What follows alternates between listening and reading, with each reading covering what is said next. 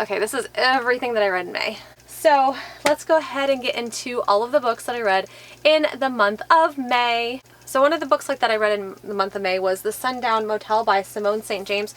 This is one of those ghost stories that was released back in January, and people were just so excited about this particular book because of the fact that this was one of the newest ghost story releases for the beginning of the year, and it took me 5 months to finish it. This book has such a very, very strong start. It takes place in 2 alternating timelines. The main timeline takes place in 1982, and then the other timeline takes place 35 years earlier.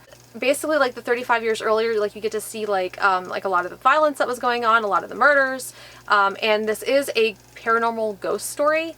So this book actually had a really, really strong start. Like I was hooked for like the first 120 pages or so. And then it really started to taper off. It felt like it became really repetitive. It felt like we weren't like really like moving anywhere fast enough. The beginning pace of the book was much quicker than it was towards the end of the book. Like this book had a really great twist at the end, and it was really interesting at the end, but it took me so long to get back into it because like I feel like I had such a strong start and then I just kind of faltered out with it. Also, my other biggest complaint with this is like there's 2 alternating timelines, and there's 2 different voices, 2 different people, and the voices sound so similar that I had to keep going to back to the beginning of the chapter to remind myself who was talking, which is also kind of a really big thing when you're trying to read a book like an alternating timelines, to have very distinctive voices, which I don't feel like this book did. So overall, like, I mean, it was a pretty decent ghost story, like if that's pretty much like what you're into, but it definitely was not one of my favorites. I ended up only giving this one a 3 stars. So the next book that I read is actually considered a historical contemporary fiction book, and it is Where the Crawdads Sing by Delia Owens.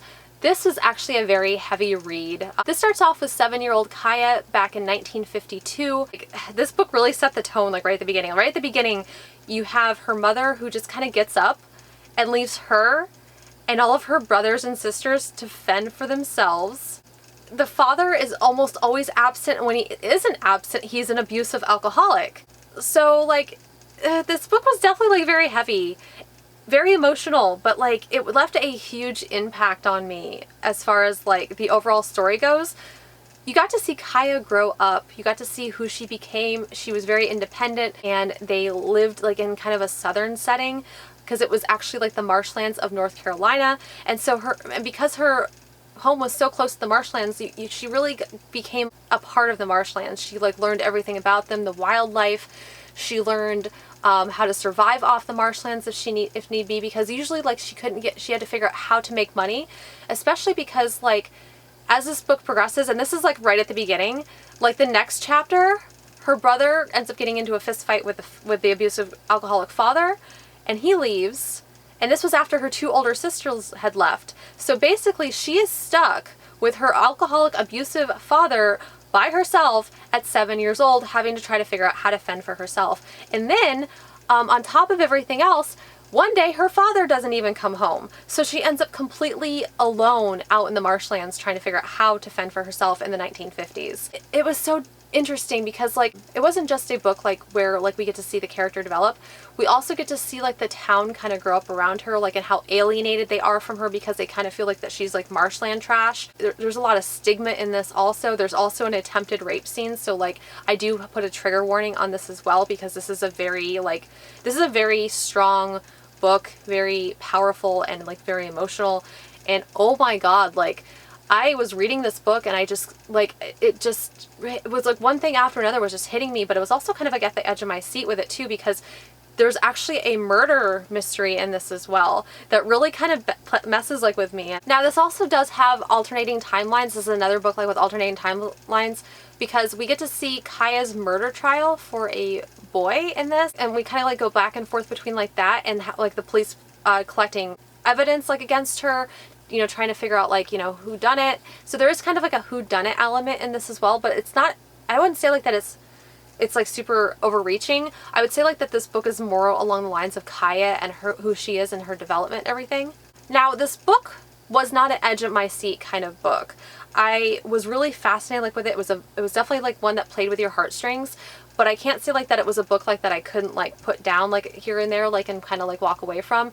Overall, like though, it was really good and it was really well written and very intriguing, and I really enjoyed reading it. So I ended up giving it a 4 out of 5 stars because like it was just such a brilliantly written book. And like it was, I mean, this is definitely like a book that a lot of people on BookTube have been talking about, and I do think it's worth the read. And I think like that, especially like if you like hard-hitting contemporaries. On another note too, final note on this book, the ending had me in shock. Like right at the end, right at the last few pages, right at the last chapter, last few pages, everything, it just has this thing like in it like that just hit me so freaking hard. I could not even, like, it was just crazy, but it was so good. So another book that I read in the month of May is The Silence of Bones by June Her. This book is set in the 1800s. It's an 1800s murder mystery in Korea. And this was about the time like Catholicism was still working on making its way like into Korea. Catholicism was actually considered a really bad thing. It was considered high treason. Confucianism was still the main religion at the time. And so like that was kind of an interesting thing, like how they had the religion play in to everything that was going on in this. This book didn't quite hit on the mark for me, but I still really enjoyed it. It was still definitely like experience. I haven't read like anything like this before because it was a historic novel set in Korea. So like the atmosphere like in it was very well fleshed out, and I was very intrigued. It was definitely different than the stuff like that I'd read before, and it was definitely like laced with heavy culture. There in this book, like in this time period, like women really didn't have rights, and our main character is 16-year-old Seol, who is actually working with the police department to help solve cases. So we get to see like a big element like of murder mystery in this as well. She's trying to help the officer solve a case while also trying to find out where her older brother had gone to. Her older brother had deserted her and her sister a long time ago, and so she's kind of like carrying an old drawing of him, trying to show everybody, trying to figure out where he is and trying to reconnect with him in the process of being kind of like indentured servitude to the police department. I really did enjoy this, but it kind of like left me like, I don't know, like I said, it kind of missed the mark for me, so I ended up giving this a 3 out of 5 stars. So it seems like there was a lot of contemporary books like that I was just kind of like okay with in the month of May. The next book that I have to talk about is Untamed by Glennon Doyle. This is the author of also Love Warrior, which I have not read, but Glennon Doyle, she actually started out like in a very loving kind of like marriage, and then it kind of started really deteriorating rapidly, and her husband started cheating on her, and she was going to therapy, and then she goes out like to do a thing for her book Love Warrior, and she has love at first sight with this woman, and from there she kind of like realizes like that she's madly in love with this woman. This is an LGBTQ plus memoir. It's very powerful, and it really is all about becoming yourself and not caring what anybody else thinks, and it is very empowering in a lot of different aspects. However, I struggled with this also because it felt like it was quite a bit longer than it should have been. Like after like a certain point, I think it was like around page 200 or so, I kind of felt like that really didn't need the last 100 pages because I felt like she had covered so much already. And at that point, like I felt like it was just getting more and more repetitive. Now I did get a little bit more out of it like later on, but overall, like I just did not fall head over heels in love with this book like I had hoped I would, because like this is one of those books like that I'd heard so much about, and I heard like it got like a lot of praise, and I definitely do think it's worth the read. I think like there's a lot of great messages in here. It just wasn't quite short enough for me. I wanted like it was another book like that I just wasn't totally in love with, and so like this is another book that I ended up giving a 3 out of 5 stars to, just because like while I enjoyed it, like I just wasn't head over heels for it. So the next 2 books I'm going to talk about them at the same time so we don't get into spoilers. I read The Simple Wild and the sequel Wild at Heart, and this is a romance story set in Alaska. Calla lives with her stepfather and her mother in Canada. She ends up losing her job because they downsize, and then she goes out like that night and she has a really rough night, and then she finds out that the boy that she was seeing blew her off after the day she had, And then when she went out to a club with her friend, she saw the boy that she had been seeing out with another woman, flirting with other women. And you know what? She didn't even care, because like she realized the way that she felt, if she cared that much about him, she would have cared more about what he did. So she didn't. And so they ended up breaking up. Well, in the scheme of everything, like, you know, having her crappy day or whatever, she ends up getting a phone call from a woman that works with a father she's never met that runs a airplane business in Alaska. And they're telling her that they really want her to meet him. So she figures like that this is a great opportunity. She's not like she's doing anything. She's got a great severance package from losing her job. So she figures like it's about time like that she goes up north to meet her biological birth father. Her father, Ren, is not very good at talking about things or his emotions and everything. And for her mother, for Calla's mother, Ren was kind of like the guy like that got away. Like he was way too dedicated to his job. She hated it up there. Calla's mom has always been a city person, not a country person, and Ren has always been in love with Alaska and his job there, and so he never wanted to leave. So their love, like they had separate loves, but they still really cared about each other. On her way up there, she meets like this really salty pilot named Jonah, who is like this kind of like rugged, kind of like woodsy type guy, and he's lived in Alaska like for a good portion of his life, and he just really loves it up there. He's also like very woodsy, but he's also a pilot that works for Calla's dad, Ren, and he makes Calla's life a living hell. Well, I'm sure like with that, like there was like a lot of really fun banter. Like this book had me laughing out loud. Like I loved it so much. Like it was just so funny, and it just made my heart so full. And this was just such a fun book, but it's also got like a lot of heavy topics in this as well. And overall, like I ended up giving this a 5 out of 5 stars just because I ended up loving it so much. Now the sequel takes place pretty much like about a month after Wild at Heart ends. And while I loved this book, I didn't love it as much as I loved the first one, so I ended up giving this a 4 out of 5 stars. It was great, but I don't feel like it had the same kind of like magnetism like that the first book did. Let's go ahead and get into the books like that I read for May as far as the fantasy goes. So I have never read this author before, but I really enjoyed it. It was called The Southern Book Club's Guide to Slaying Vampires. I actually listened to this on audiobook, and the audiobook was really, really, really awesome. But I ended up loving this book so much like that I ended up buying the physical book because I actually absolutely just love this cover so much. Like I love like the oranges and everything, and the little bite marks. I am a huge fan of vampire books, so this was definitely like something completely different because this is actually kind of a 90s style vampire horror book that had some like really gory portions of it, like very intense, like very disgusting portions of it because it is a horror book.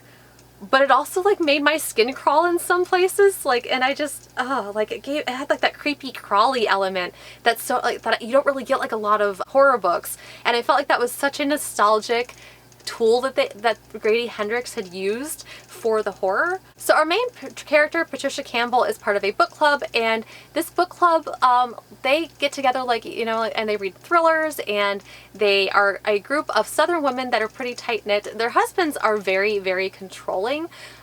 Some of them, I mean, this is the South and this is the 90s, and so like, you know, we think like that we're like really far away from like how husbands treated their wives like property, but I felt like the husbands like in this, side note, the husbands really pissed me off in this too, but they didn't like treat them really good. Like this is kind of a suburban neighborhood, and so the women actually had to hide the fact that they were reading something besides the Bible. Well, one day like there's some disappearances of some kids, and this man comes and he moves in to one of the neighbors' houses. Being the fact that this community is so tight-knit, they know like that there was somebody new in the neighborhood, so Patricia decides to go over there and kind of introduce herself and feel out the situation and try to figure out like what's going on. She wants to know more about the stranger, and at first glance, like he is the perfect person. Like he is really nice, he's very personable, very friendly, but there's so much about him like that is just kind of weird, and the further she digs, the more she finds out, and the more that she realizes like that this guy is not quite right. I do put in this like that there is a huge trigger warning for like blood because it is a vampire book, but there's also like a huge trigger warning for gaslighting in this. Like,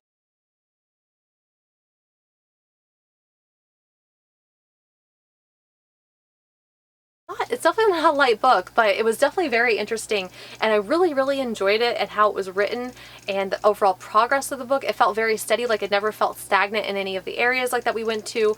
It always felt like we were making progress in some way, shape, or form, which I felt like was really important to a good horror book. This was definitely a 5 out of 5 star read for me. Like, I really love this. I thought it was so much fun. Grady Hendrix is now one of my new favorite authors. I actually ended up picking up My Best Friend's Exorcism, which is a book that he wrote before this, which is also a retro style horror book, and I'm really excited because, like, I love this so much. So the next book, this is one of the popular books that was popular last year, and it's still pretty popular. Like, people love it. They get warm fuzzies every time we talk about it. I did a buddy read with Dragon from Backless Books for Sorcery of Thorns by Margaret Rogerson. This book is set in a fantasy world with Elizabeth, who came to the library at a very young age. She's kind of grown up in the library, and so the grimoires in this library as a librarian are her life. The grimoires in this are actually like very intense. They each have like their own properties, like depending like what they have in them. They have sometimes like the ability like to penetrate your mind. If they're damaged, like they become like these monsters that you have to fight. It was just such a different take like on a library setting, and I really loved that about this. It was so interesting. This is a standalone YA fantasy, and it is packed with a lot of detail and adventure and everything. And in this book, somebody's going around and kind of like startling like the grimoires, and so Elizabeth has to figure out who it is. Now, this is a world also like where there are warlocks in this, and the warlocks get their magic from demons. So you do get to meet some demons in this. There's also a love interest in this, Nathaniel, and I loved Nathaniel so much. Like, it just, this book definitely gave me like the warm fuzzies. Now, being the fact that it is a standalone book, like I don't feel like there was a lot of development for the relationship. Like, I feel like they needed to have more development on it. I also didn't feel like they spent enough time developing Nathaniel, her love interest. I feel like they developed Silas, his butler, his demon butler, a lot better than they developed Nathaniel, which is kind of like a conundrum because like Nathaniel is supposed to be her love interest. So I ended up really falling in love with Silas. Silas was kind of a badass. He was this demon, and he was just a lot of fun. Like, I really appreciated him. I ended up giving this a 4 out of 5 stars. Like, I liked it, but like I felt like, you know, like that it was cut short in some spots because it's a standalone YA fantasy. And the next book that I read after that is The Memory Police by Yoko Agawa. This book was originally printed in 1994. It is translated. It is a science fiction book that is so radically different. Like, it started out like as kind of a dystopian style setting and became more about existentialism and finding meaning in the world. This was there's so much to be said about this book because there's so many like ways that I can interpret this. You have the main character is an unnamed girl who lives alone, and there are memory police, and she has to hoard things and hide things like that the memory police kind of come in and steal because they're helping to wipe the memories of people that they're trying, like, of things that they're trying to forget. Like, one day, like, they walked out and all the cherry blossom trees were just completely gone, and the only thing that was left was the petals of the cherry blossom trees floating in the river. And after a few days, every remnant of those cherry blossom trees had been completely removed from sight. And the people, like the main characters, like in this, like a lot of the main characters, they actually 100% forget these things after they've been removed from eyesight. So the memory police are actually hunting people that don't forget. And she is a writer, and so like there's actually like a little bit of a narrative in here that she is writing that kind of ties in with the overall storyline. And you don't really see that until like you get further into the book, like that it's actually kind of a tie-in to what's going on as far as like what she's dealing with. But then you also have her editor, like that she ends up hiding her editor in a little room in her basement in her house because he's one of the people that does not forget. And so the memory police are looking for him. This is such a complex story. Like there's so many metaphors in here for memory that it's just, it's such a kind of this is a very abstract book. Like, I feel like they take a lot of physical means with this. as far as like a lot of physical examples, but this book is just so abstract, and there's just so many things about it like that are just so fascinating. But as time goes on, people, like, more and more things keep disappearing. The book is described as an Orwellian story, and as time goes on, like, it just becomes more and more bleak, and the outcome, like, just becomes more and more dark. This is definitely, like, not a light read.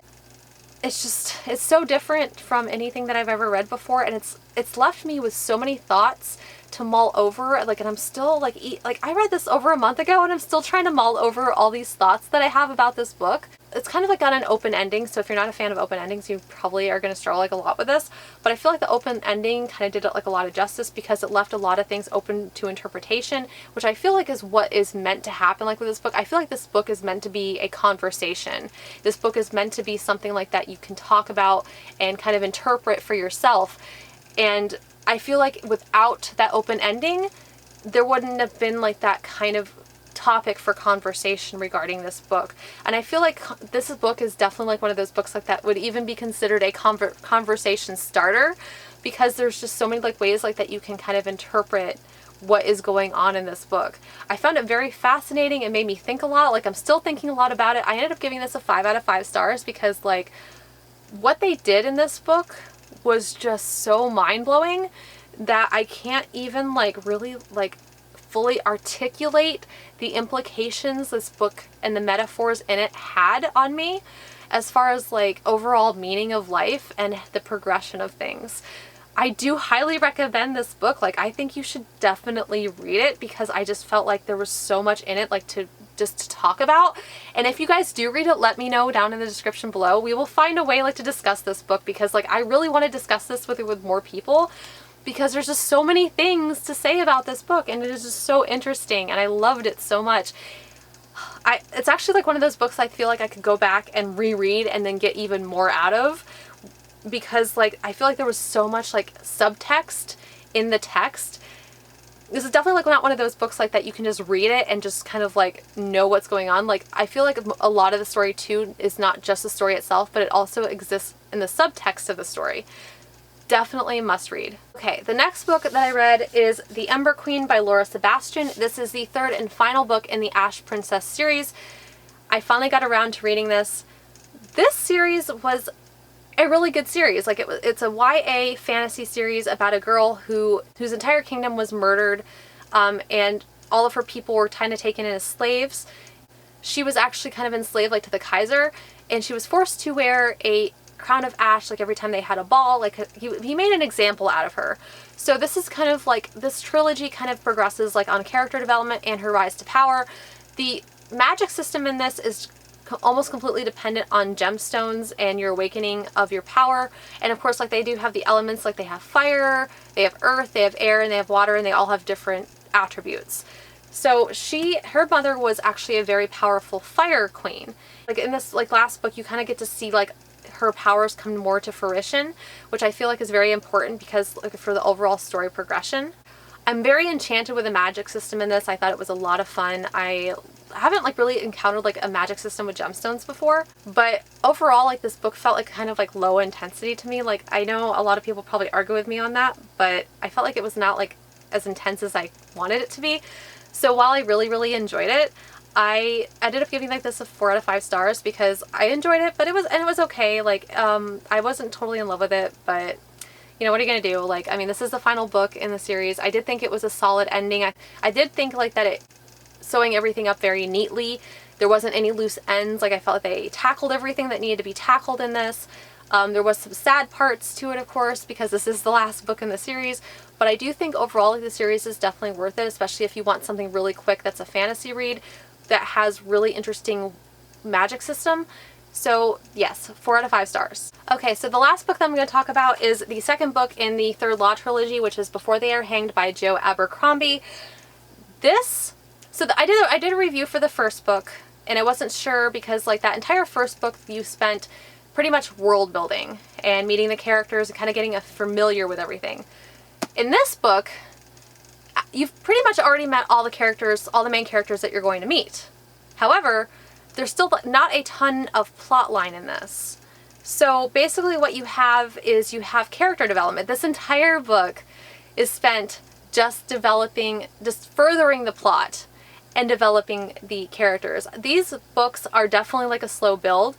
I am currently like in the middle of the third book, and I can tell you from what I've seen from this, like that basically like everything that all three books like we're building up to is happening towards the end of the third book. So these books like are not complete books unto themselves. You do have to be very patient with this series. This series does build one on top of the other. So it is a very intense. Being the fact that this is a grimdark fantasy, like there are trigger warnings for attempted rape and graphic depictions of war and violence.